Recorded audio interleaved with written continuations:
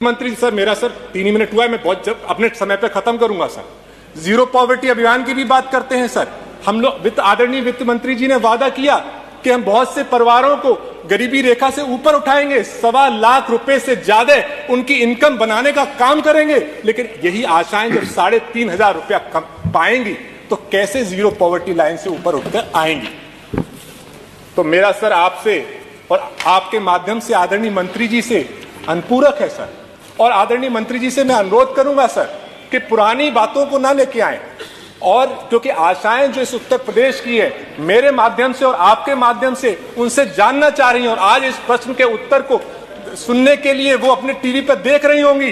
तो मेरा सर अनुपूरक है कि अगर पहली बात सर कि अगर मंत्री जी को लगता है कि 3,500 रुपए सबको मिल रहा है, कि वो भी नहीं मिल रहा है सर, उसके लिए भी उनको कभी कभार धरना देना पड़ता है कि अगर 3,500 रुपए सबको मिल रहा है सर, उसमें कोई कमीशनगिरी नहीं है, कोई रिश्वतखोरी नहीं है, तो क्या जो रुपए उन्हें मिलते हैं उन्हें फिक्स करने पर सरकार विचार करेगी? अगर करेगी तो कब तक, अगर नहीं करेगी तो क्यों नहीं? जीरो पॉवर्टी अभियान को मद्देनजर रखते हुए आशाओं की जिम्मेदारियों को देखकर, उनके परिवारों की देखरेख को देखकर क्या उनको न्यूनतम सरकार 18,000 रुपए प्रतिमाह देने पर विचार करेगी? अगर करेगी तो कब तक, अगर नहीं करेगी तो क्यों नहीं?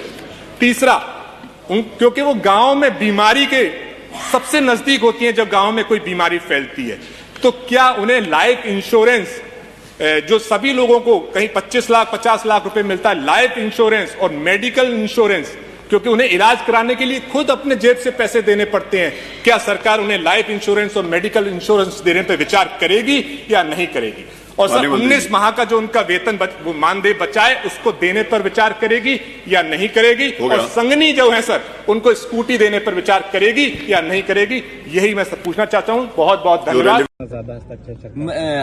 हम लोगों को गर्व है इस बात का, कन्नौज के लोगों को, सभी को, हम सबको गर्व होना चाहिए इस बात का कि सम्राट हर्षवर्धन ने कभी कुंभ शुरू किया था।